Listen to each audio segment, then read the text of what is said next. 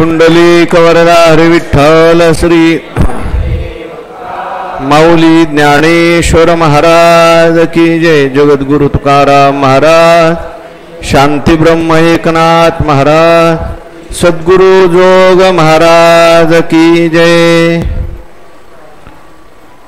आता चेंडू भूमी हानिजे, हे नव्हे तो हाता आणिजे, की शेती बी विखोरुजे परी पिकी लक्ष. नमामि सद्गुरुं शांतं सच्चिदानंद विग्रहं पूर्ण ब्रह्म परानंद मीशम आळंदी वल्लभम. भगवंताच्या कृपेने सर्व साधू संतांच्या आशीर्वादाने पुण्यसलीला इंद्रायणी मातेच्या पावन तीरावर संजीवन समाधिस्थ ज्ञानोबरायांच्या या पवित्र अशा अलंकापूर नगरीमध्ये स्वानंद सुखनिवासी सद्गुरु जोग महाराज वारकरी शिक्षण संस्था आणि आळंदी देवस्थान यांच्या माध्यमातून सुरू असलेली आपली ही नित्याची ज्ञानेश्वरी प्रवचन सेवा, सेवेकरता उपस्थित माऊली स्वरूप असणारे सर्व भाविक भक्त श्रोते सज्जन माता भगिनी सर्वांच्या चरणी मनोभावाने वंदन करून आपण सर्वांनी मिळून ही चिंतन सेवा करायची आहे. भगवान श्रीकृष्ण परमात्मा अर्जुनाचा निमित्त करून दिव्य असा गीतेचा उपदेश करतात आणि हा गीतेचा उपदेश ज्ञानेश्वर महाराजांनी ज्ञानेश्वरीच्या माध्यमातून सुलभ रीतीने विस्ताराने आपल्याला सांगितलेला आहे. 16व्या अध्यायाचा आपला विचार सुरू आहे आणि 16व्या अध्यायामध्ये दैवी संपत्तीचं वर्णन करत असताना स्वाध्याय नावाचा दैवी संपत्तीचा गुण त्या ठिकाणी भगवान परमात्मा आपल्याला सांगतात. गुणांचा विचार सांगत असताना काही दैवी संपत्तीचे गुण आहेत, काही आसुरी संपत्तीचे गुण आहेत. भगवान परमात्म्याची प्राप्ती जर आपल्याला व्हावी असं वाटत असेल, ज्ञानाची प्राप्ती आपल्याला जर व्हावी असं वाटत असेल, तर ज्ञान प्राप्ती करता सहाय्यक अशी जी संपत्ती आहे ती म्हणजे दैवी गुणांची संपत्ती आहे. जसं व्यवहारामध्ये आपल्याला एखादी वस्तू घ्यायची असेल विकत, तर आपल्याकडे संपत्ती पाहिजे, तसं परमात्म्याला जर आपल्याला जाणायचं असेल, परमात्मा स्वरूपाची प्राप्ती करून घ्यायची असेल, तर आपल्याकडे संपत्ती पाहिजे, ती म्हणजे दैवी गुणांची संपत्ती पाहिजे. परमात्म्याला प्राप्त करून देणारी ही संपत्ती आहे. म्हणून योग्याची संपदा त्याग आणि शांती उभय रोकी कीर्ती सोहळा मान म्हटलं. येर येरावरी जायाचे उसने भाग्यस्थळी देणे झाडावेशी. त्या ठिकाणी येर येरावरी जायाचे उसने म्हटले. हे दिलं तर ते मिळतंय, नाहीतर परमात्मा आपल्याला मिळणार नाही. दैवी संपत्ती दाखवावी लागते. जसं सनकादिक मुनी परमात्मा दर्शना करता गेले, असं वर्णन केलंय की 7 दरवाजातून ते आतमध्ये गेले, पण 8व्या दरवाजावर त्यांना अडवलं. कोणी अडवलं? जय आणि विजय यांनी त्यांना अडवलं. 7 दरवाजे, प्रत्येक दरवाजावर त्या ठिकाणी तपासणी झाली.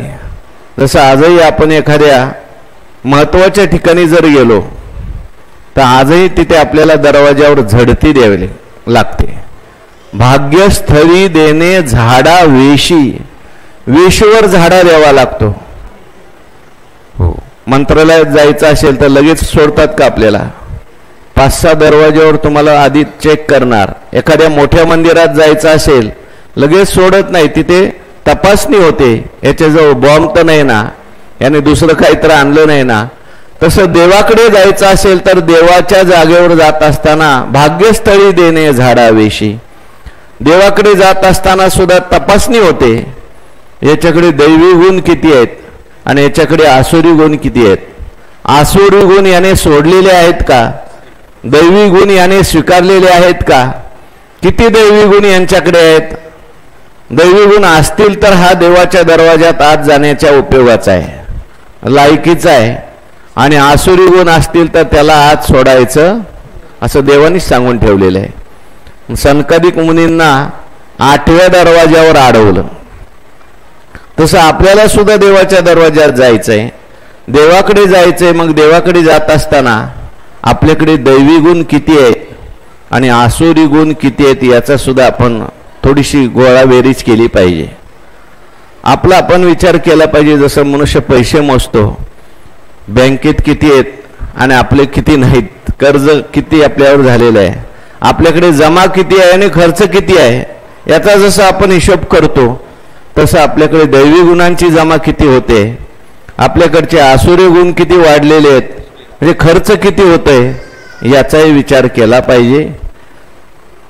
जसं व्यवहारामध्ये आपण आपल्या कपड्यावर डाग लागणार नाही याचा विचार करतो, आपले कपडे मळणार नाहीत याचा विचार करतो. एखादा कपडा मळालेला असेल, डाग लागला असेल तर मनुष्य ते घालून बाहेर फिरायला जात नाही. मळालेले कपडे घालून कशाला जाईल. जसं आपण शरीराच्या संबंधाने विचार करतो, कपड्याच्या संबंधाने विचार करतो, त्याप्रमाणे आपल्या जीवनामध्ये आपलं जे मन आहे याच्यावरही काही डाग लागणार नाही याचा विचार केला पाहिजे. आपलं मन मलिन होणार नाही याचा विचार केला पाहिजे. आणि याचा विचार करण्याकरताच्या दैवी गुणांचं वर्णन सुरू आहे. दैवी गुणांच्या पैकी भगवान परमात्मा पहिल्या श्लोकामध्ये दैवी गुणांचं वर्णन करतात. अभयम सत्व संशुद्धीर ज्ञान योग व्यवस्थिती दानम दमश्च यज्ञश्च स्वाध्यायस्तप.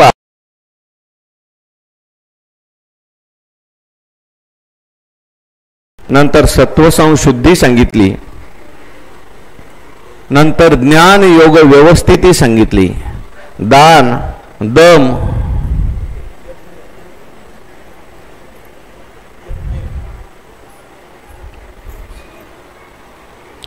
दान दम त्याच्यानंतर यज्ञ सांगितला. आणि आता स्वाध्याय नावाचा गुण भगवान परमात्मा सांगतात. हे प्रत्येक गुण याच्यातला एक जरी गुण माणसामध्ये आला तर तो सगळ्या गुणांना घेऊन येतो.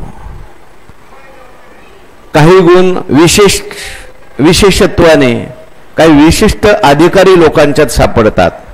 काही ब्राह्मणाचे गुण आहेत, काही वानप्रस्थाचे गुण आहेत, काही ब्रह्मचर्याचे गुण आहेत, काही गृहस्थी माणसाचे गुण आहेत. काल आपण पाहिलं गृहस्थी माणसाकरता विशेष करून कोणते दैवी संपत्तीचे गुण असले पाहिजेत याचा विचार सांगताना यज्ञ नावाचा गुण आहे त्याचा विचार सांगितलेला आहे. गृहस्थी मनुष्याकरता भगवान परमात्म्याने यज्ञ करायला सांगितलेला आहे. तसं तर प्रत्येकाकरताच यज्ञ आहे, ब्रह्मचारी करता सुद्धा यज्ञ आहे, पण प्रत्येकाचा यज्ञ वेगळा आहे. ब्राह्मण असेल त्याचा यज्ञ वेगळा, क्षत्रियाचा यज्ञ वेगळा, वैश्याचा वेगळा, क्षुद्राचा वेगळा, ब्रह्मचारी असेल त्याचा वेगळा, गृहस्थ असेल त्याचा वेगळा, वानप्रस्थ असेल त्याचा वेगळा, संन्यासी असेल त्याचाही यज्ञ वेगळा आहे. आणि हे सगळे यज्ञ मनुष्य करतो. यज्ञ शब्दाचे आपण 2-4 अर्थ काल पाहून आलो. यज्ञ शब्दाचा अर्थ विष्णू असाही केलेला आहे. यज्ञ म्हणजे परमात्मा आणि परमात्म्याच्या सेवेकरता जे जे काही केलेलं जातं त्याला सगळ्याला यज्ञ म्हणायचं. परमात्म्याच्या प्राप्तीकरता केलेली प्रत्येक क्रिया म्हणजे काय आहे, यज्ञ आहे. आणि यज्ञ शब्दाचा जो रूढ अर्थ आहे तो यज्ञ शब्दाचा अर्थ आहे हवन करणं. त्याचं सुद्धा खूप मोठं महत्त्व सांगितलेलं आहे. हो, ते क्रिये करता, पण आता हवन करणं हा सुद्धा यज्ञ सांगितलंय. भगवान परमात्म्याने यज्ञात भवती पर्जन्य असं म्हटलंय. आपण त्याचा विचार करून आलो. आपण रोज होम हवन सुद्धा केलं पाहिजे, कारण त्या होम हवनामुळे सगळ्या वातावरणातली शुद्धी होते आणि ती शुद्धी झाल्यानंतर पाऊस पडतो. म्हणून अनेक प्रकारचे यज्ञ केले जातात. आपल्याकडे पाऊस पडण्याकरता सुद्धा यज्ञ सांगितलेले आहेत. त्या समर्थ रामदास स्वामींच्या चरित्रामध्ये अशी कथा आली की आदिलशाहच्या काळामध्ये निजामाबाद या परिसरामध्ये पाऊसच पडला नाही. अनेक वर्ष पाऊस पडला नाही. दुष्काळ पडला, भयंकर दुष्काळ. मग काय करायचं, त्या आदिलशाहने सांगितलं जेवढे मौलवी आहेत त्यांना सांगितलं तुम्ही त्या तुमच्या देवाची आपल्या अल्लाची प्रार्थना करा. कशा करता, पाऊस पडला पाहिजे. जेवढे ब्राह्मण होते त्या सगळ्यांना बोलवलं, त्यांना सांगितलं तुम्ही सुद्धा तुमच्या ग्रंथामध्ये सांगितलं त्याच्याप्रमाणे अनुष्ठान करा. आणि सगळ्यांना त्याने अनुष्ठानाला लावलं. म्हटलं जोपर्यंत पाऊस पडत नाही तोपर्यंत घरी जायचं नाही, प्रत्येकाने अनुष्ठान करायचं. अनेक दिवस झाले तो काही घरी जाऊ देना, दुसरं काही करू देना. योगायोगाने समर्थ रामदास स्वामी त्या भागात गेले होते. ते सगळे ब्राह्मण एकत्र झाले आणि त्यांनी रामदास स्वामीला प्रार्थना केली. म्हणले स्वामी आमची सुटका आता तुम्हीच करू शकता. याच्यातून पाऊस पडत नाही त्याच्यामुळे हा काय आम्हाला सोडत नाही. अहो आम्ही घरी गेलो नाही 4 महिने झालं, इथंच अनुष्ठान करतोय. स्वामींना त्यांची दया आली आणि स्वामींनी कुठली तरी तिथे नदी सांगितली. त्या नदीच्या किनाऱ्यावर कोळशाने एक मारुतीची मूर्ती काढली म्हणजे दगडावर, आणि आपली छाती त्याच्यावर टाकली आणि सगळ्या ब्राह्मणाला सांगितलं आता तुम्ही अभिषेक करा म्हणे. आणि अभिषेक सुरू झाला. सकाळपासून अभिषेक सुरू झाला. त्या मारुतीचा अभिषेक सुरू झाल्यानंतर आपोआप आकाशामध्ये काळे ढग आले आणि दुसऱ्या दिवशी धो पाऊस पडायला सुरुवात झाली. म्हणजे योग्य व्यक्तीने जर अनुष्ठान केलं, यज्ञामध्ये काय ताकद आहे. हल्लीच्या काळात सुद्धा काही ठिकाणी अनुष्ठान करतात.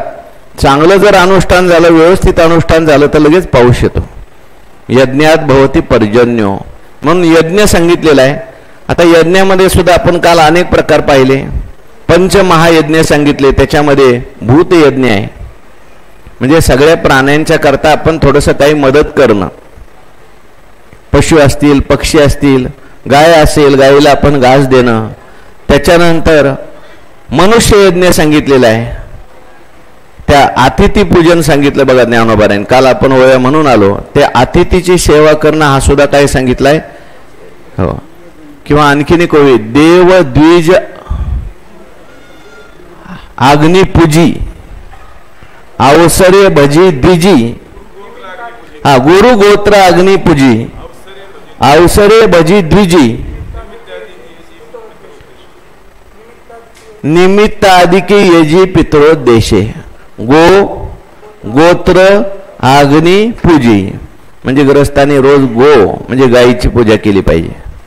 गायीची पूजा करायची म्हणजे काय, रोज तिला हार घालायचा, फुलं घालायची, एवढी पूजा नाही बरं का. तिला गंध वगैरे लावू शकता, पण खरी गायीची पूजा काय. नाथ महाराजांनी सांगितलं गायीचं अंग कुरवाळणं आणि तिला चांगला घास खाऊ घालणं ही गायीची पूजा आहे.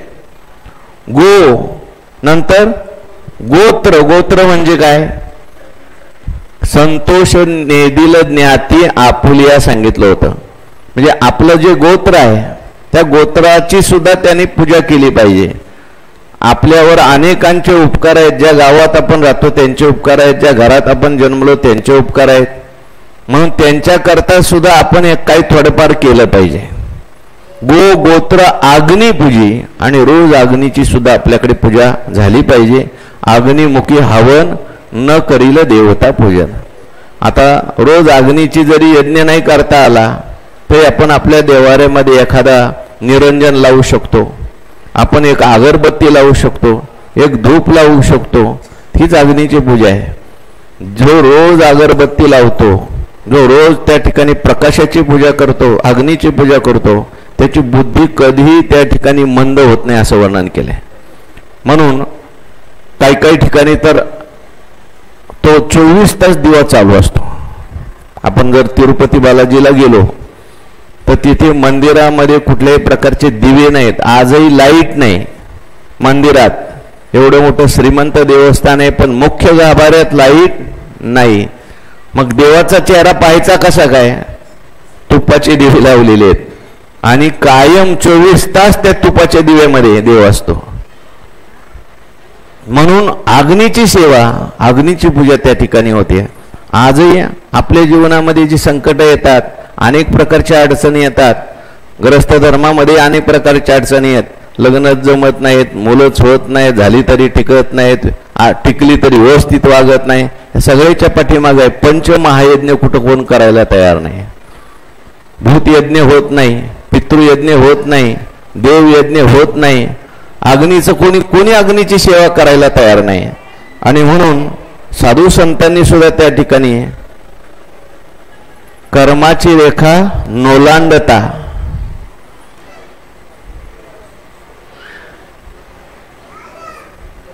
तैशी कर्माची रेखा नोलांडता अग्निसेवा न सांडता हा आहे योग सुख स्वभाव होता आपण पाची सांगितलं. म्हणजे अग्नीची सुद्धा सेवा करायला सांगितलेले. यज्ञ हा विषय आपण काल पाहिला. आज आपल्याला पुढचा दैवी संपत्तीचा गुण पाहायचा आहे.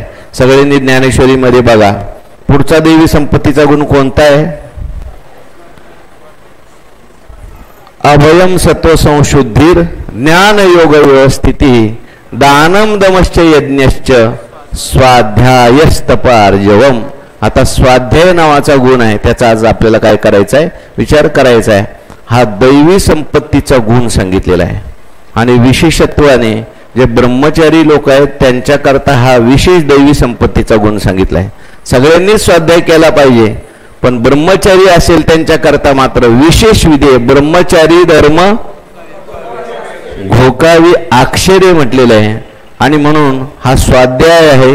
हे स्वाध्याय म्हणजे नेमकं काय हो. स्वाध्याय कशाला म्हणतात. स्वाध्याय शब्दामध्ये एक स्व शब्द आहे आणि दुसरा अध्याय शब्द आहे. स्वाध्याय म्हणजे काय स्वतःचा अध्याय.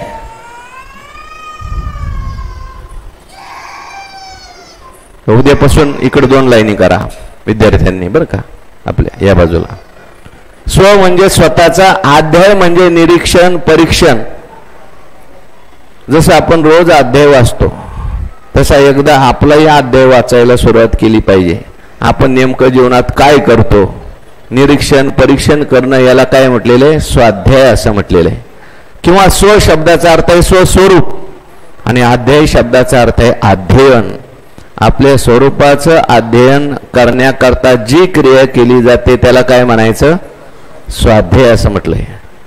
वेदाने आपल्याला आदेश दिलेला आहे स्वाध्यायात मा प्रमद मातृदेवो भव पितृदेवो भव आचार्य देवो भव. आणि पुढे म्हटले स्वाध्यायात मा प्रमद. आपला जो स्वाध्याय आहे त्याच्यापासून आपण कुठल्याही प्रकारे प्रमाद केला नाही पाहिजे. स्वाध्याय शब्दाला स्वाध्यायाचं खूप मोठं वर्णन केलंय. योगामध्ये सुद्धा योगसूत्रामध्ये 5 यम सांगितलेले आहेत आणि 5 नियम सांगितलेले आहेत. 5 यम कोणते आणि 5 नियम कोणते हे सांगत असताना अहिंसा सत्य अस्थेय ब्रह्मचर्य आणि अपरिग्रह यमाहा असं म्हटलंय. हे यम आहेत. आणि नियम सांगत असताना 5 नियम सांगितलेले आहेत. शौच संतोष तप स्वाध्याय आणि ईश्वर प्रणिधान असे 5 नियम योगसूत्रकार आपल्याला सांगतात. आणि नियम सांगत असताना स्वाध्यायाचं खूप मोठं महत्त्व सांगितलंय. तर योगसूत्रकारांनी स्वाध्यायाची व्याख्या करत असताना असं म्हटलं स्वाध्याय म्हणजे काय आपली जी इष्ट देवता आहे तिच्या मंत्राचा जप करणं याला स्वाध्याय म्हटलंय. आणि या स्वाध्यायाचं फल सांगताना त्यांनी सांगितलं योगसूत्रकारांनी स्वाध्यायात इष्ट देवता संप्रयोगा. आपण जर इष्ट देवतेच्या मंत्राचा जप केला स्वाध्याय केला तर ती इष्ट देवता जी असते ती आपल्या समोर प्रगट होते. त्या देवतेबरोबर आपला संवाद सुरू होतो. रामप्रभूंच्या मंत्राचा जप केला तर रामप्रभूंचं साक्षात दर्शन घडेल. कृष्ण परमात्म्याच्या विषयी स्वाध्याय केला तर कृष्ण परमात्म्याचं दर्शन घडेल. जी काय आपली इष्ट देवता असेल त्या इष्ट देवतेच्या मंत्राचा स्वाध्याय जर केला तर योगसूत्रकार सांगतात की साक्षात आपल्याला त्या देवता समोर उभ्या राहतात आणि आपल्याशी संभाषण करू शकतात. एवढं स्वाध्यायाचं महत्व आहे. आणखीन स्वाध्याय शब्दाच्या महत्व सांगत असताना असं म्हटलंय स्वाध्यायात योगमासीत योगात स्वाध्याय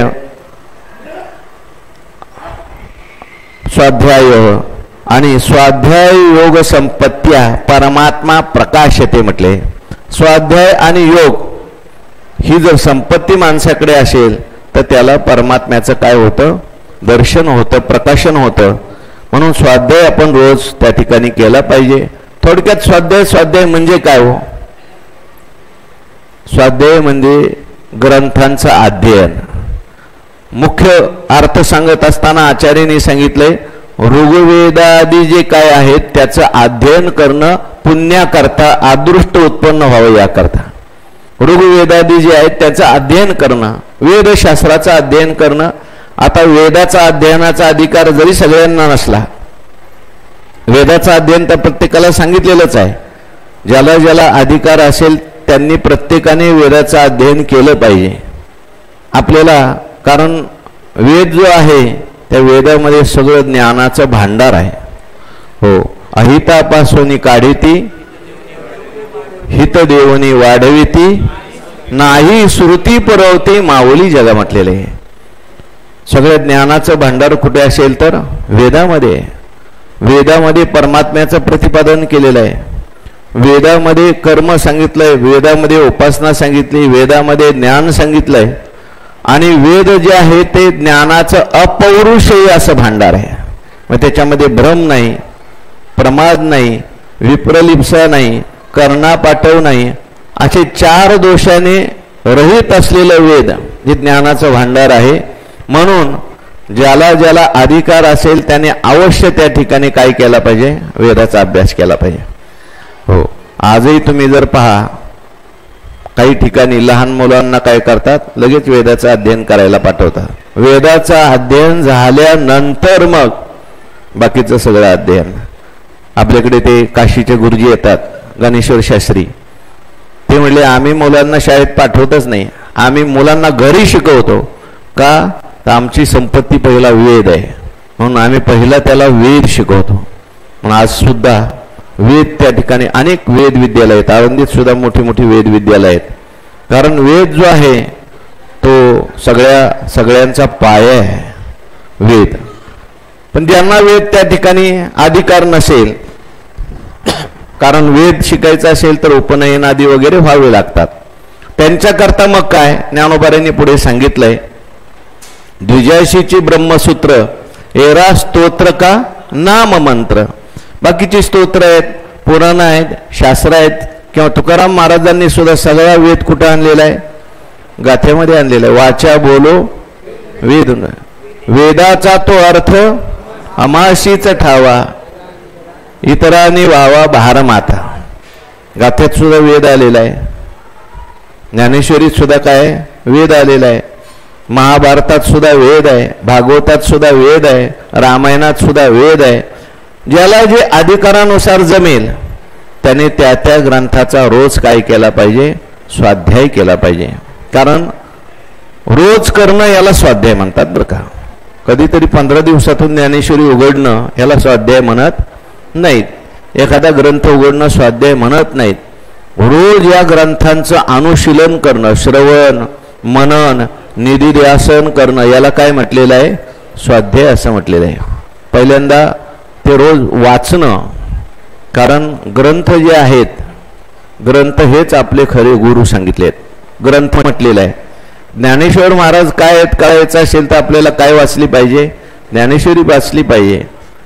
जगद्गुरु श्री तुकाराम महाराज कळावेत असं वाटत असेल तर आपल्याला गाथा वाचली पाहिजे. एकनाथ महाराज कळावे असं वाटत असेल तर एकनाथी भागवत वाचलं पाहिजे.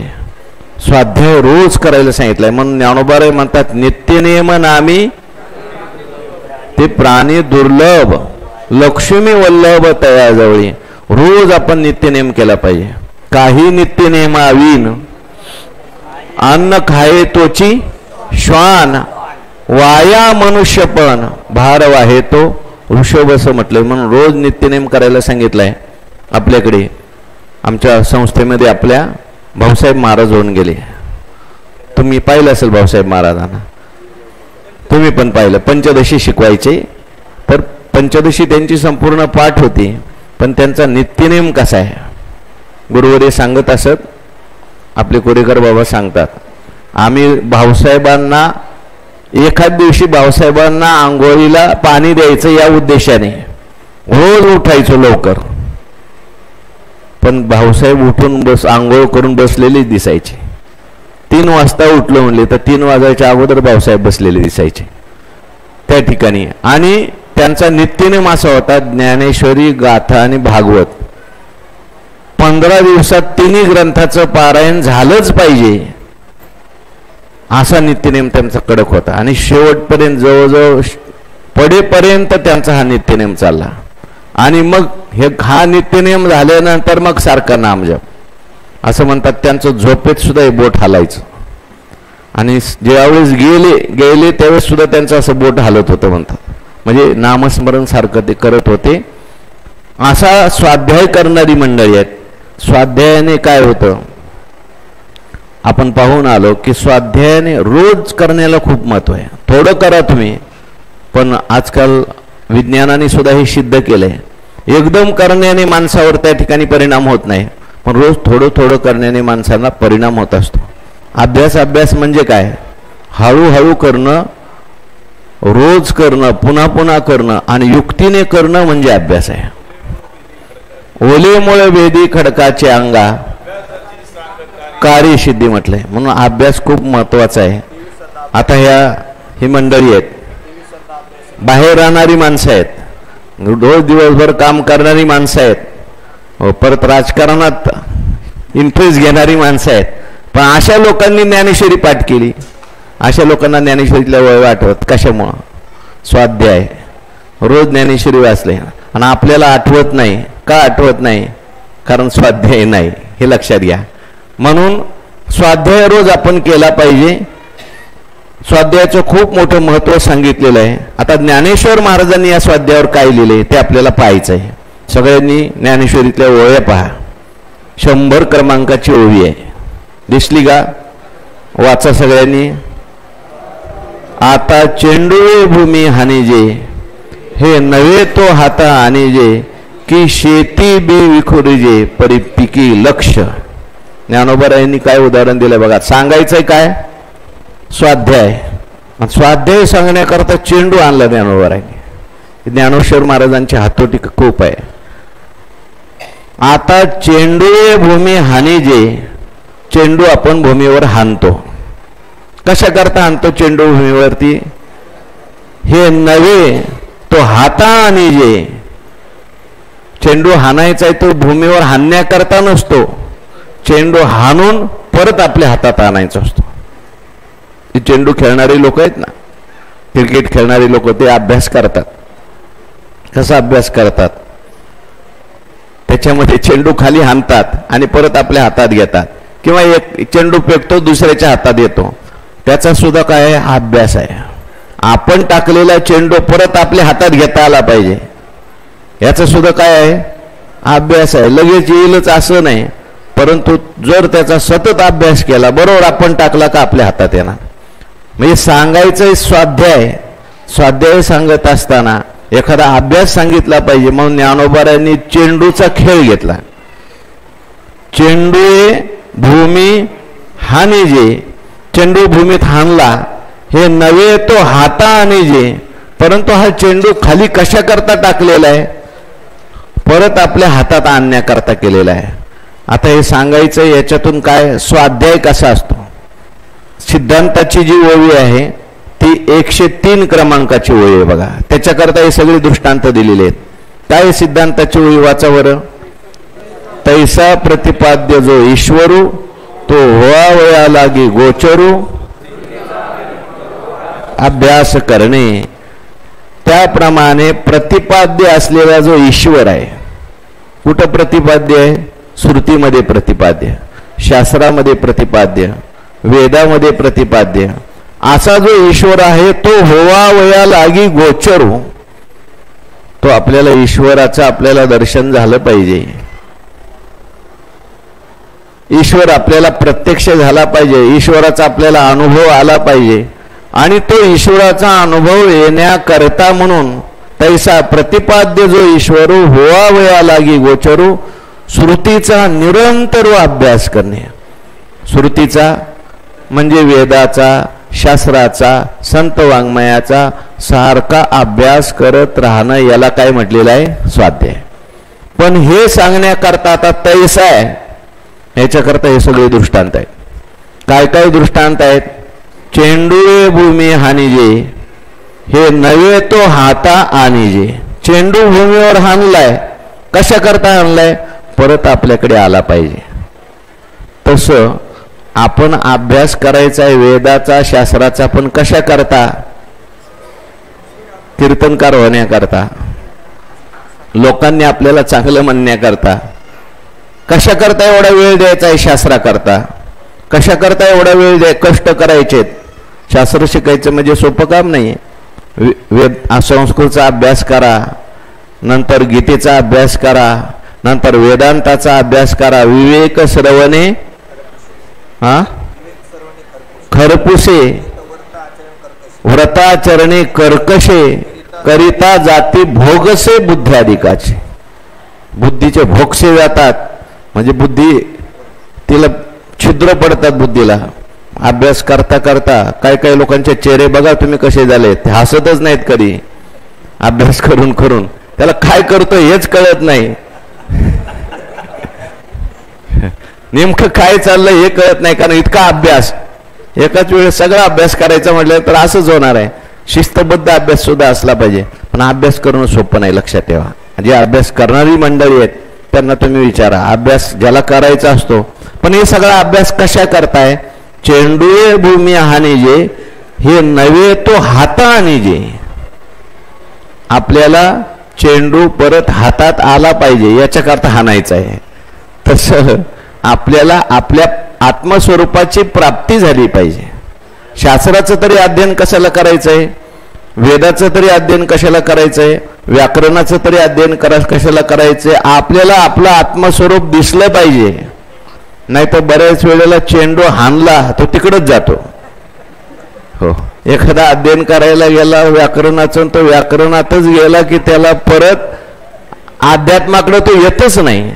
एखादा न्यायशास्त्राचा अध्ययन करायला लागला, न्यायशास्त्राचा पंडित होतो, पण परत तो देवाकडे येत नाही. समजायचं चेंडू हाणला पण परत आला. तसं आपल्याला चेंडू हाणायचा आहे, परंतु तो आपल्याकडे परत आला पाहिजे. म्हणून आपण केलेला जो अभ्यास आहे तो आपल्याकडे परत आला पाहिजे. म्हणजे आपल्या आत्मस्वरूपाचं दर्शन त्याने आपल्याला करून दिलं पाहिजे. किंवा आणखीन एक उदाहरण दिलंय की शेती पीक बी विखुरजे परी पिकी लक्ष. शेतामध्ये बी विखरलं जातं. शेतकरी काय करतात? शेतामध्ये काय करतात? बी पेरतात. हो, बी पेरलं त्याने शेतामध्ये, म्हणजे गेलं का? संपलं का? ते सांडी विखुरी गेले काही? मुडावनी बीज काढिले मग निर्वाळी भूमी पेरिले तरी ते सांडी विखुरी गेले काही? ज्ञानोबा म्हणतात ते गेलं, संपलं का? सांडलं का? ते वायाला गेलं का? नाही नाही नाही नाही, वायाला गेलं नाही. एक बी पेरलं, एका बीजा केला नाश, मग भोगिले कनिष्ठ. ते कनिष्ठ तयार करतो. म्हणजे एक बी खाली टाकलं तर ते बी 1000 दाणे घेऊन येतं वरती. तसं ज्याप्रमाणे की शेती बी विखुरीजे परी पिकी लक्ष, पण लक्ष मात्र शेतकऱ्याचं कुठं असतं?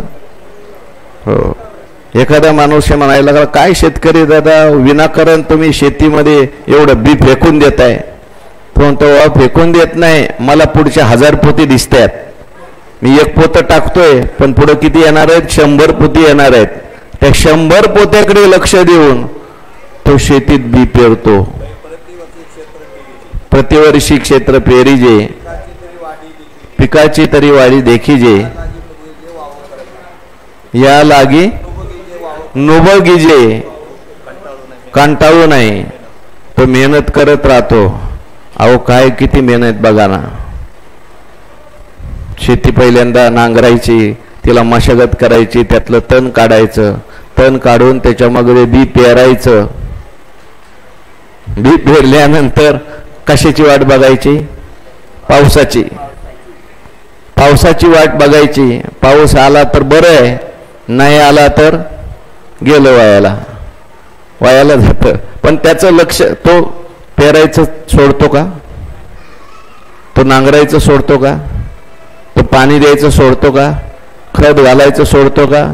चालू आहे त्याचं, पण लक्ष कुठे आहे त्याला माहिती आहे. हा येतो न येतो तो भाग वेगळा. कधी कधी एखादा रोग येतो आणि सगळं पीक नष्ट होतं. कधी कधी अशी गारपीट होते, सगळं झोपून जातं. तसं साधकांनी मात्र पेरायला हायलगर्जी करू नये. आता आपण जो अध्ययन करतोय रोज पेरायचंय, रोज ज्ञानेश्वरी वाचायची, रोज गाथा वाचायची, रोज भागवत वाचायचंय, रोज नामस्मरण करायचं, हे रोज पेरणं आहे. पेरत असताना कष्ट भरपूर आहेत. कधी कधी पेरलंय पण मधीच गारपीट होईल, कामाची गारपीट झाली, क्रोधाची गारपीट झाली, गेलं सगळं वाहून. रोग आला एखादा, काही उपयोग होत नाही. एकदा रागवला सगळं संपलं. पण परत पेरत राहायचंय. पण लक्ष मात्र कुठं असलं पाहिजे? पिकी लक्ष. हो, काय ज्ञानोबारांनी त्या 13व्या अध्यायात बघा, तयाची सारिके असंभाड पाप पिके नाही विधीची वापे सत्क्रिया बीज आरोपे जन्मशतमापे सुखची मविजे. सुखरूपी पीक मिळालं पाहिजे, पुण्यरूपी पीक मिळालं पाहिजे, परमात्मा रूपी पीक मिळालं पाहिजे. नामस्मरण रूपी जर पेरणी केली तर त्या ठिकाणी पुढे परमात्मा रूपी पीक मिळणार आहे. आनंद रूपी पीक मिळत. पिक पिकले घुमरी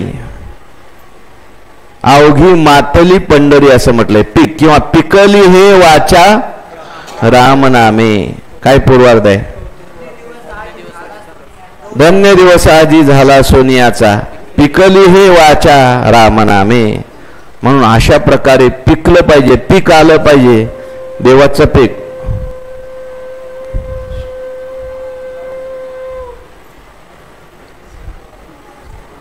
आलं, पीक आलं. म्हणून नामस्मरण करा की शेती बी विखुरी जे, म्हणजे शेतकऱ्याचे जे कष्ट दिसतात, आता साधकांचे कष्ट दिसतात. आता खूप अभ्यास करावा लागतो. व्याकरणाचा अभ्यास केला, गीतेचा अभ्यास केला, ज्ञानेश्वरीचा अभ्यास केला, पण एकदा पुढे पीक चालू झालं. कोणतं पीक? ते खरं पीक नाही. पीक कोणतं आहे? आपल्या जीवनामध्ये परमात्मा स्वरूपाचा साक्षात्कार होणं, आपल्या जीवनामध्ये आनंद मिळत राहणं. हा आनंदाचं पीक येण्याकरता पिके लक्ष. किंवा पुढे ज्ञानोबाराय बोलतात, पुढची ओळी वाचा 101. ना तरी ठेविले देखावया आदर की जे दिविया का शाखा फळे यावया शिंपिये मूळ. ना तरी ठेविले देखावया आदर की जे दिविया. आपला एखादा ठेवलेली वस्तू असेल घरामध्ये, तर घरात ठेवलेली वस्तू आपल्याला शोधायची असेल तर पहिला हातात काय घ्यावा लागतो? दिवा घ्यावा लागतो. पूर्वीच्या काळी, आता काही बटन दाबलं की सगळा प्रकाश होतो. पण पूर्वीच्या काळामध्ये जर एखादी वस्तू ठेवलेली असेल तर हातात दिवा घ्यायचा आणि ती ठेवलेली वस्तू पाहण्याकरता जायचं. आहे का नाही तिथे ठेवलेली वस्तू? तरी ना तरी ज्ञानोबाराय म्हणतात, ठेविले देखावया आदर की जे दिविया का शाखा फळे यावया शिंपीजे मूळ. हे असो आपुला ठेवा हाता जरी यावा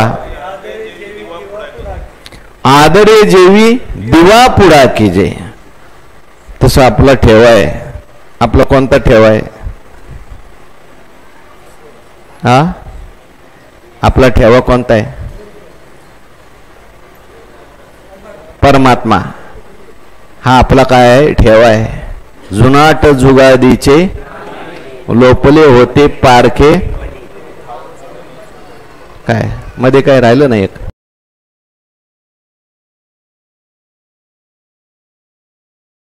अनेक काळाचं ठेवण आहे.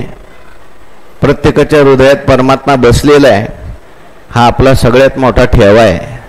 आणि हा ठेवा आपल्याला माहिती नाही, म्हणून आपण बाकीचे ठेवे मिळवण्याकरता प्रयत्न करतो. हा आनंद रूपी ठेवा आहे, हा सुखरूपी ठेवा आहे, पण आपलाच आनंद आपल्याला मिळत नाही, आपलं सुख आपल्याला मिळत नाही.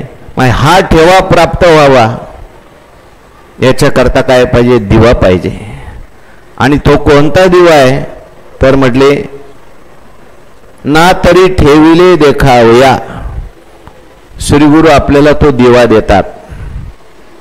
किंवा संत हा दिवा आहेत.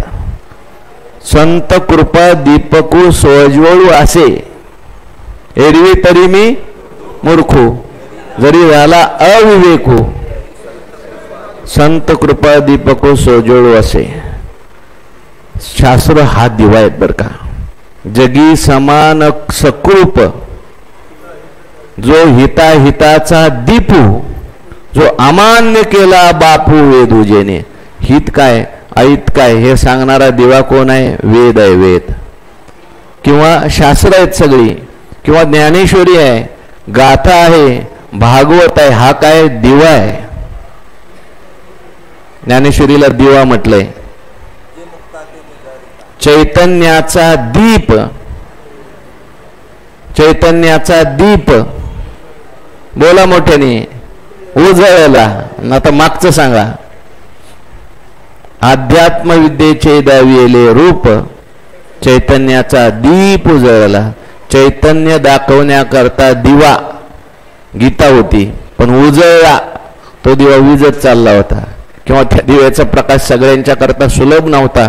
ज्ञानोबारायांनी ज्ञानेश्वरी लिहिली आणि चैतन्याचा दिवा काय करून टाकला? उजळून टाकला.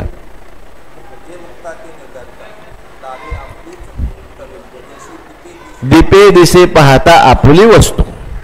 ज्ञानेश्वरीला दीप म्हटलंय ओव्या सांगा, गाथ्याला दीप म्हटलंय प्रमाण सांगा, शास्त्राला दीप म्हटलंय ओव्या सांगा,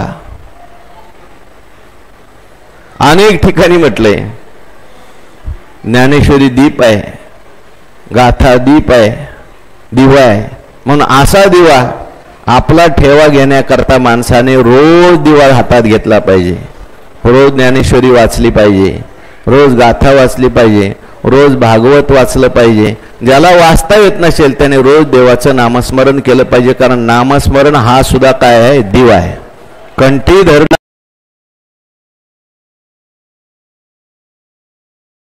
प्रकाश पाडणारा दिवा आहे. म्हणून नामस्मरणालाही दिवा म्हटलेलं आहे. म्हणून ज्ञानोबाराय म्हणतात, ना तरी ठेवले देखावया आदरे की जे दिव्या, का शाखा फळे यावया शिंपीजे मूळ. आणि जागा आहे का? शाखा फळे यावया शिंपीजे मूळ.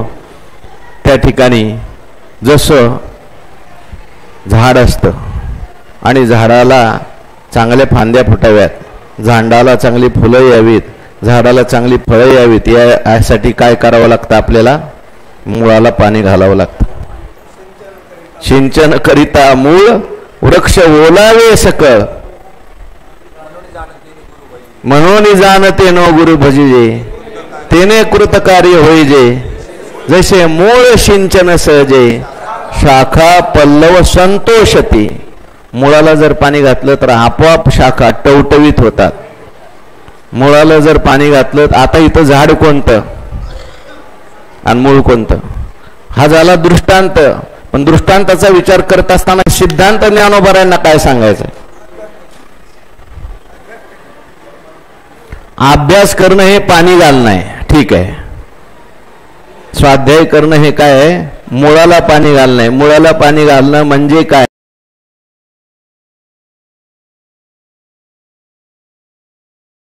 श्रुती हे काय आहे? सगळ्याचा मूळ आहे. श्रुती म्हणजे वेद. वेद हे ज्ञानाचं मूळ आहे.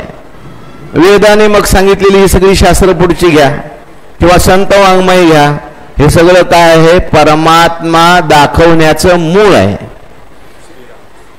आपल्याला परमार्थरूपी झाड उभं करायचंय आणि या परमार्थरूपी झाडाला फळ येणार आहे परमात्मा. पण परमात्मा हे फळ यावं असं वाटत असेल तर पहिल्यांदा परमार्थाचं मूळ जर काय असेल तर ग्रंथ आहेत, शास्त्र आहेत, वेद आहेत. या वेदाला पाणी घातलं पाहिजे. म्हणजे काय? वेदाचा रोज काय केला पाहिजे? स्वाध्याय केला पाहिजे. शास्त्राचा रोज काय केला पाहिजे? स्वाध्याय केला पाहिजे. ज्ञानेश्वरीचा रोज काय केला पाहिजे? स्वाध्याय केला पाहिजे. गाथ्याचा रोज काय केला पाहिजे? स्वाध्याय केला पाहिजे. नाही जमत पण नामस्मरणाचा मात्र स्वाध्याय केला तर आपण जर मुळाला पाणी घातलं तर निश्चित फळ आल्याशिवाय राहणार नाही. एक दिवशी परमात्मा रूपी फळ, जीव ब्रह्माऐक्य रूपी फळ आपल्या जीवनात प्राप्त झाल्याशिवाय राहणार नाही. पण त्याच्यासाठी रोज स्वाध्याय करतात. या कारणे बापा जयाथी आपली कृपा, तेने वेदाची निरोपा हो. म्हणून काय काय लोक बघा स्वाध्याय त्यांचा चालू आहे, आता बाबा बसलेले असतात रोज मंदिरात. वय किती आहे? 83, 84, 82, पण दिवसभर ती ज्ञानेश्वरी वाचतात. अनेक मंडळी आहेत रोज ज्ञानेश्वरी या ठिकाणी बसून वाचतात. कशा करता वाचतात? हे मुळाला पाणी घालणं चालू आहे, आणि मुळाला पाणी घातल्यामुळे त्यांच्या जीवनामध्ये 82 वर्षाच्या जीवनात सुद्धा काय समाधान आहे. हे समाधान हेच काय आहे? फळ आहे परमार्थाचं. का फळ येतं? रोज पाणी घालणं चालू आहे. म्हणून रोज त्या ठिकाणी श्रुतीचा काय शाखा फळ यावया शिंपीजे मूळ, हे बहु असो आरिसा. तिसरा दृष्टांत दिलाय, वाचा ओवी. हे बहु असो आरिसा आपण पे देखावया जैसा, पुढत पुढते बहु असा ओटी जे प्रीती. हे बहु असो. आता जास्त काय सांगायचं ज्ञानोबा म्हणतात. काय काय सांगितलं आतापर्यंत? चेंडूचं उदाहरण देऊन सांगितलं, पिकाचं उदाहरण देऊन सांगितलं, नंतर दिव्याचं उदाहरण सांगितलं, आणि झाडाला पाणी घालण्याचं उदाहरण सांगितलं. आता किती उदाहरण सांगत बसायचं? म्हणून हे असो, सिद्धांत लक्षात घ्या. हे असो, हे बहु असो आरिसा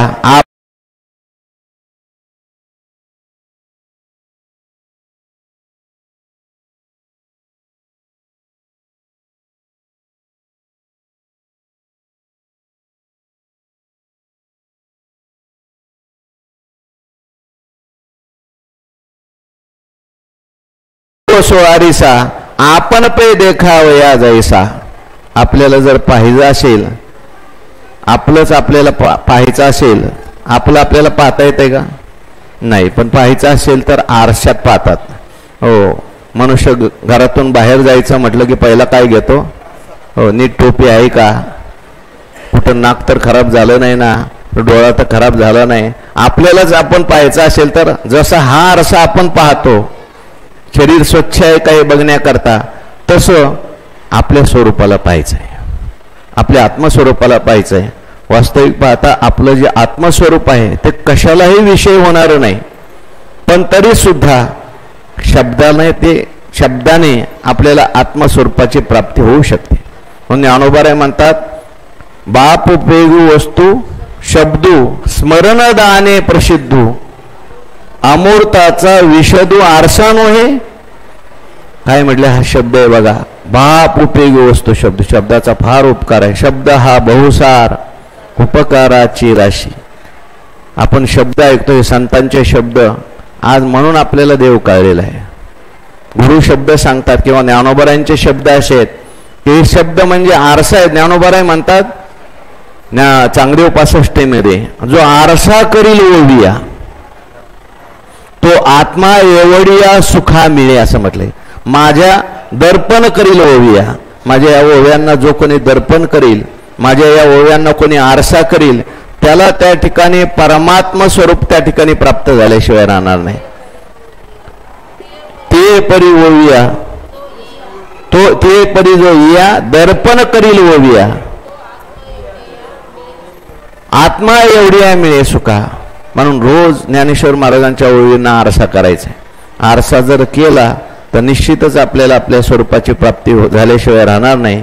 आरसा जसा आपले दोष दाखवतो तसं आपलं काय चुकतंय, आपलं काय बरोबर आहे, हरपले आपण पावे ते संता ते पाहता घेऊसावे. म्हणून हे बहु असो आरिसा आपण पे देखावया जैसा, पुढत पुढती बहु असा उठी जे प्रीती. परत परत आरसा जो आहे तो स्वच्छ करायचा आहे. हो, आरसा आपल्याला रोज स्वच्छ करायचा आहे. तसं आपला अंतकरण हा आरसा आहे, आणि अंतकरण रूपी आरसा जर स्वच्छ असेल तर आत्मस्वरूपाचं प्रतिबिंब स्वच्छ पडतं. आणि आरसा मळालेला असेल तर आपलं त्यात प्रतिबिंब दिसत नाही. तसं आपला अंतकरण रूपी आरसा रोज स्वच्छ करायचा असेल तर रोज श्रुतीचा निरंतर अभ्यास करणे. रोज ज्ञानेश्वरी वाचली, रोज गाथा वाचली, रोज नामस्मरण केलं, निश्चित आपला हा अंतकरण रूपी आरसा स्वच्छ झाल्याशिवाय राहणार नाही. आणि म्हणून पुढत पुढती बहु असा उठी जे प्रीती.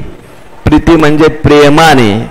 हो, नाहीतर काय करायचं, आता सांगितलंय आम्हाला जाऊन बसलंच पाहिजे. जीवावाल्यासारखं हाजरी घेणार आहेत. आता जायलाच पाहिजे आपल्याला, नाही तर दुसऱ्या दिवशी परत शिक्षा होईल. प्रीती म्हटलं उठी जी प्रेमाने. करायचं तर आहेच आपल्याला, पण प्रेमाने केलं तर लवकर फायदा मिळणार आहे. म्हणून कोणतंही वाचत असताना जेवढा अंतकरणामध्ये प्रेम आहे, जेवढा अंतकरणामध्ये आदर आहे, तेवढे त्या ग्रंथाची कृपा लवकर होते. म्हणून उठी जे प्रीती म्हटलं, हे बहु असो आरिसा आपण पे देखावया जैसा पुढत पुढती बहु असा. हे सगळं आरसा आहेत. संत वाङ्मय आरसा आहे, वेद आरसा आहे, शास्त्र आरसे आहेत. हे आपल्याला आपल्या स्वरूपाचं ज्ञान करून देणार आहेत. म्हणून पुढत पुढती बहुसा उठी जे प्रीती तैसा प्रतिपाद्य जो ईश्वरू तो होवावया लागी गोचरू श्रुतीचा निरंतरू अभ्यासू करणे. तैसा प्रतिपाद्य ईश्वरू, ईश्वराचं प्रतिपादन केलेलं आहे. ओम नमोजी आद्या वेद प्रतिपाद्या. देवाचं ज्ञान व्हायचं असेल तर देवाचं प्रतिपादन वेदात केलेलं आहे. भगवान परमात्मा सच्चिदानंद स्वरूप आहे. भगवान परमात्मा हा सगळ्या जगाचं कारण आहे. चौवेदी जाण साई शास्त्री कारण 18 पुराणे हरिशी गाते. चौवेदी जाण शाही शास्त्री कारण चौवेदी जाण 18 पुराण साई शास्त्री हरिशी कारण बोली ती. म्हटले देव सगळ्याचं कारण आहे आणि कारणाची व्याप्ती कार्यात असते, म्हणजे सगळीकडे परमात्मा आहे असं सांगितलेलं आहे. म्हणून तैसा प्रतिपाद्य जो ईश्वरू, ईश्वराचं प्रतिपादन वेदाने केलंय, ईश्वराचं प्रतिपादन शास्त्राने केलंय. वेदानंत बोलिला अर्थयुतकाची शोधिला विठोवाशी शरण जावे निजनिष्ठा तो होवाया लागी गोचरू. ईश्वर जो आहे, ईश्वर कुठे आहे? व गीतेत सांगितलं ईश्वर कुठे आहे? ईश्वर सर्वभूतानाम हृदयेशेर्जुन तिष्ठती भ्रामयन सर्वभूतानी यंत्रा. एरवी सर्वभूताच्या आंतरी हृदय महांबरी चिद्वत्तीच्या सहस्र करी उदयला जो. किंवा एरवी सर्वांच्या हृदय देशी मी अमुक आहे आयशी बुद्धिस्फुरे अहर्निशी ते वस्तुगामी. असा प्रकारे जो ईश्वर आपल्या हृदयातच आहे, पण तो होवावया लागी गोचरू. हृदयात जरी असला तरी सामान्य रूपाने आहे. अजून आपल्याला त्याचं ज्ञान नाही. आहे ज्ञान, पण ते चुकीचं ज्ञान आहे. मी देह आहे, मी त्या ठिकाणी मन आहे, मी बुद्धी आहे, मी अमुक आहे, मी तमुक आहे. ईश्वराचं यथार्थ ज्ञान आहे का अयथार्थ ज्ञान आहे? अयथार्थ ज्ञान आहे. मग ईश्वराचं यथार्थ ज्ञान तो सच्चिदानंद स्वरूप आहे, तो ब्रह्मरूप आहे आणि तेच माझं खरं स्वरूप आहे. तैसा हृदयामध्ये मी रामो असता सर्व सुखाचा आरामो की भ्रांताशी कामो. त्या ईश्वराचं गोचरत्व म्हणजे तो प्रत्यक्ष व्हावं. निष्काम कामो, तो ईश्वर आपल्याला प्रत्यक्ष झाला पाहिजे. अशा ओव्या ज्ञानेश्वर महाराजांच्या. तो ईश्वर आपल्याला प्रत्यक्ष झाला पाहिजे, अभिन्नत्वाने कळला पाहिजे, आपलं स्वरूप आहे हे कळायला पाहिजे. म्हणून होवाया लागी गोचरू श्रुतीचा निरंतर अभ्यास करणे. श्रुतीचा निरंतर अभ्यास करायचा, सारखा अभ्यास करायचा. तत्चिंतनम तत्कथनम. मग कोणी असं म्हणेल अहो आम्हाला श्रुतीचा अधिकार नाही, मग आम्ही काय करायचं? त्यांच्याकरता पुढची ओळी वाचा. ते द्विजाशीचं ब्रह्मसूत्र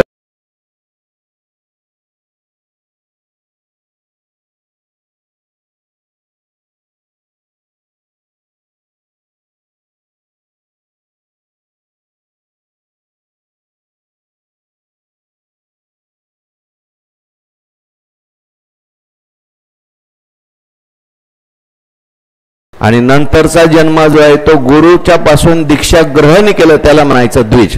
गुरुपासून दीक्षा ग्रहण तो शिष्याशी नवा जन्म जाण. गुरुकडून दीक्षा घेतली तो द्विज झाला. म्हणून द्विजाशीची ब्रह्मसूत्र. असे द्विज कोण असतील त्यांना मात्र काय ब्रह्मसूत्र वाचण्याचा अधिकार आहे, त्यांना वेदाध्ययन करण्याचा अधिकार आहे.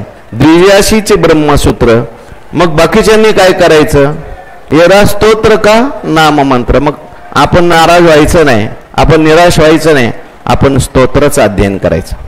अनेक प्रकारची स्तोत्रशास्त्रामध्ये आलेले देवाचं चिंतन करण्याकरता कोणती कोणती स्तोत्र आहेत सांगा बरं. राम रक्षा स्तोत्र आहे, विष्णू सहस्रनाम स्तोत्र आहे. अहो मराठीत सुद्धा ते मारुतीचे चांगले चांगले रामदास स्वामींनी केलेली स्तोत्र आहेत. अनेक स्तोत्र आहेत. हे सगळ्या स्तोत्राचं काय करायचंय, पठन करायचं. स्तोत्राचं अध्ययन जरी केलं तरी सुद्धा त्या स्तोत्रामध्ये ती शक्ती आहे. विष्णू सहस्रनाम असं म्हणतात की ते जर म्हटलं तरी सुद्धा सुलभ मृत्यू होतो. आमच्या संस्थेमध्ये घडलेलं उदाहरण, ज्यांनी इतर ज्ञानेश्वरी सांगितली 40 वर्ष, काय त्यांचं नाव, वैकुंठवासी परमपूज्य निकम बाबा. त्यांचा असा नियम होता की दिवसातून 3 वेळा का होईना कमीत कमी विष्णू सहस्रनाम म्हणायचे. तसं तर 12-15 वेळा म्हणायचे. परिणाम असा झाला, माऊलीच्या समाधी सोहळ्याच्या दिवशी आणि विष्णू सहस्रनाम म्हणत म्हणत त्यांनी डोळे झाकले. थोडासा आजार झाला होता. आम्ही गेलो, म्हटलं बाबा असं असं आहे, पुण्यात चांगले मोठे डॉक्टर आहेत, त्याला आपण दाखवू म्हणजे तुम्ही बरं व्हाल. म्हणजे हे मड आहे, शेवटी कधीतरी मरणारच आहे. आजचा दिवस चांगला आहे, मला आजच मरायचं आहे म्हटलं. अशी सडेतोड बोलायचे बरं का, असं हात ठेवायचे आणि एकदम निवांत बोलत राहायचे. बाबांचं असं होतं, कोणी या, कोणी जा, कोणी बसा. चांगला उपदेश करायचा असेल प्रमाणाशिवाय बोलत नव्हते. बाबा मला असं असं करायचंय, मी घरी जाऊ का? बाबा लगेच म्हणायचे, गाथा बघ आणि याच्यात असं दिलं, हे वाच आणि मग ठरव काय करायचंय ते. असं त्यांचं होतं. पण घडलेली घटना आपल्या सगळ्यांच्या डोळ्यासमोरची. नामस्मरण करत काय कशाचा परिणाम आहे? स्तोत्राचा परिणाम. सद्गुरू जोग महाराज सुद्धा विष्णू सहस्रनाम सारखं म्हणत असत असं म्हणतात. रामरक्षा स्तोत्र आहे. म्हणजे स्तोत्र का नसेल एखाद्याला संस्कृती येईल, त्याने नामस्मरण करा. नुसतं नामस्मरण जरी माणसाने केलं तरी त्याच्या जीवनामध्ये रामदास स्वामींनी असं लिहिलंय, त्याच्या कुंडलीतले सगळे जे शुद्ध भाव आहेत, सगळी स्थानं आहेत, त्याची शुद्धी होते. 13 कोटी जर जप झाला तर प्रत्यक्ष भगवान परमात्म्याचं त्याला काय होतं, दर्शन होतं. म्हणून द्विजाशी ब्रह्मसूत्र एरा स्तोत्र का मंत्र नाम मंत्र आवर्तने पवित्र पावावया तत्व. त्याचं सारखं आवर्तन करायचं, सतत नामस्मरण करायचं, सतत चिंतन करायचं. पण हे सगळं कशाकरता करायचंय? पावावया तत्व, म्हणजे परमात्मा स्वरूपाची आपल्याला प्राप्ती व्हावी याच्याकरता हे करायचंय. पार्थागा स्वाध्यायो बोली जे तो हा म्हणे देव, आता तप शब्दा विप्रायो ऐके सांगो. स्वाध्याय ज्याला म्हणतात तो मी तुला आता सांगितला. आता तप कशाला म्हणतात ते सांगणार आहे पण उद्याच्या प्रवचनात. पुंडलिक वरद हरी विठ्ठल श्री ज्ञानदेव तुकाराम विठ्ठल विठ्ठल विठ्ठल विठ्ठल विठ्ठल विठ्ठल. पुंडलिक वरद हरी विठ्ठल.